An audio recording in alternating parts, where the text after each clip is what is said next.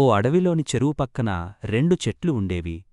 అందులో ఒక చెట్టేమో నిటారుగా చాలా ఎత్తు ఉంటే, దాని పక్కనే ఉన్న మరో చెట్టు మాత్రం వంకరటింకరగా చెరువు వైపునకు వంగి ఉండేది. నిటారుగా ఉన్న చెట్టు ఎప్పుడూ వంకరటింకర చెట్టును ఆటపట్టిస్తూ ఉండేది. ఓయ్, వంకరటింకర చెట్టు, ఏంటి ఇలా అసహ్యంగా ఉన్నావు? నేను చూడు, పైనుంచి కింది వరకు ఒకేలా ఎంత అందంగా ఉన్నానో? నీవల్ల ఉపయోగం ఏంటి? నన్ను చూడు, ఆకాశానికి అందేలా ఉన్నాను అంటూ ఎగతాళి చేస్తుందేది. ఆ మాటలన్నీ పడుతూ మౌనంగా ఉండిపోయేది వంకరటింకర చెట్టు. దాని మౌనాన్ని చూసి ఇంకా కోపం పెంచుకుంది నిటారు చెట్టు. ఆ అహంకార మాటలకు వంకరటింకర చెట్టు ఏమీ స్పందించకపోయినా దానిమీద గూడు కట్టుకున్న గిజిగాడు పక్షికి మాత్రం ఎక్కడలేని కోపం వచ్చేది.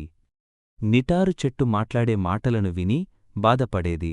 ఒకరోజు ఉండలేక గిజిగాడు కోపంతో, ఓ చెట్టు, నీకిది భావ్యమా? పాపం, అమయకురాలైన ఈ వంకరటింకర చెట్టును ఎప్పుడూ నీ మాటలతో అవహేళన చేస్తావెందుకు? అది మంచి పద్ధతి కాదు అని నిటారు చెట్టుతో అంది. దానికి అది బదులిస్తూ, ఓయ్ పిట్టా, దాన్ని అంటే నీకెందుకూలుకు? పిట్టవు పిట్టలా ఉండు. నేను అన్నదాంట్లో తప్పుకాని అబద్ధంకాని ఏమైనా ఉందా? ఉన్నమాటే కదా అన్నాను. ఇంకోసారి మా మధ్యలోకి రాకు అంటూ హెచ్చరించింది.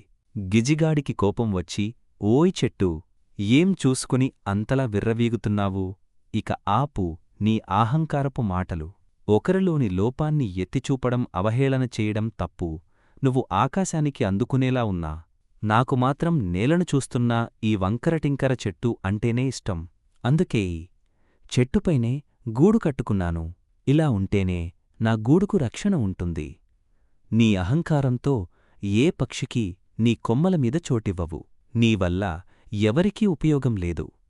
ఇంకోసారి అవమానకరంగా మాట్లాడితే మర్యాదగా ఉండదు. నోరు జాగ్రత్త అంటూ హెచ్చరించింది. ఆ మాటలకు బిత్తరపోయిన నిటారు చెట్టు, ఓయ్ పిట్టా, గుప్పెడంత లేని నువ్వు పెద్ద పెద్ద మాటలు మాట్లాడుతున్నావు.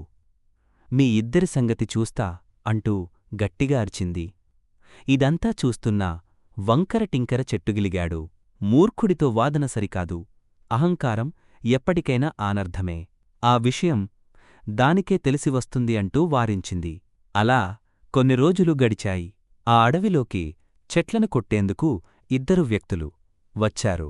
అంతా తిరుగుతూ అనువైన చెట్ల కోసం వెతకసాగారు. ఆ క్రమంలో చెరువు పక్కనే ఉన్న నిటారు చెట్టు వాటికి కనిపించింది. ఒరేయ్, ఈ చెట్టు చూడు, ఎంత పొడుగ్గా ఉందో. దీన్ని నరికి అమ్ముకున్నామంటే డబ్బులే డబ్బులు అన్నాడు అందులో ఒక వ్యక్తి. అవునురా, ఈ చెట్టును కొట్టేద్దాం. కానీ పక్కన ఉన్న చెట్టు వంకరటింకరగా ఉంది. ఇది వంట చెరకుకు తప్ప దేనికి పనికిరాదు అన్నాడు మరొకరు. తనను నరకడానికి సమాయత్తమవుతున్న వారిని చూసి నిటారు చెట్టు భయపడింది. అయ్యో, నా జీవితం ఇలా ముగిసిపోవాల్సిందేనా? ఇక నాకు దావేదిక్కా? ఈ గండం నుంచి ఎలా బయటపడాలి అనుకుంటూ లోలోపలే బాధపడసాగింది. నిటారు చెట్టుకు ముంచుకు వచ్చిన ప్రమాదాన్ని వంకర చెట్టు పసిగట్టింది. ఎలాగైనా దాన్ని రక్షించాలని అనుకుంది. బాగా ఆలోచించగా దానికో ఉపాయం తట్టింది. క్షణం ఆలస్యం చేయకుండా విషయాన్ని గిజిగాడుకు చెప్పింది. ఆ ఉపాయాన్ని గిజిగాడు తక్షణమే అమలు చేసింది. తుర్రున ఎగురుకుంటూ వెళ్ళి పక్కనే ఉన్న తేనెతుట్టెను కదిపింది. ఇంకేముంది, తేనెటీగలన్నీ చెల్లాచెదురయ్యాయి. నిటారు చెట్టును నరికేందుకు సిద్ధమవుతున్న ఆమ్ ఇద్దరిపైన దాడి చేశాయి. దెబ్బకు బెదిరిపోయిన వాళ్ళు సామగ్రిని అక్కడే వదిలేసి వెనుతిరిగి చూడకుండా పారిపోయారు. తన ఉపాయం ఫలించినందుకు వంకర చెట్టు ఎంతో సంతోషించింది. ప్రాణాపాయం తప్పటంతో ఊపిరి పీల్చుకున్న నిటారు చెట్టు ఇన్నాళ్ళూ వంకర చెట్టుతో తాను ప్రవర్తించిన తీరుకు సిగ్గుపడింది. మిత్రమా, నన్ను క్షమించు. నిజంగా నేను చూసేందుకు నిటారుగా కనిపిస్తున్నా. నాదే వంకరబుద్ధి. నీలాంటి మంచి మనసు ఉన్న మిత్రుడిని ఇన్నాళ్ళు అవహేళన చేశాను. అందుకు ఇప్పుడు సిగ్గుపడుతున్నాను అంటూ ఏడ్చింది. నిటారు చెట్టులో కలిగిన మార్పునకు వంకర చెట్టు పొంగిపోయింది. ఆ రోజునుంచి ఆ రెండూ మంచి స్నేహితులయ్యాయి. గిజిగాడు పక్షి కూడా రెక్కలు ఊపుతూ తన ఆనందాన్ని వ్యక్తం చేసింది.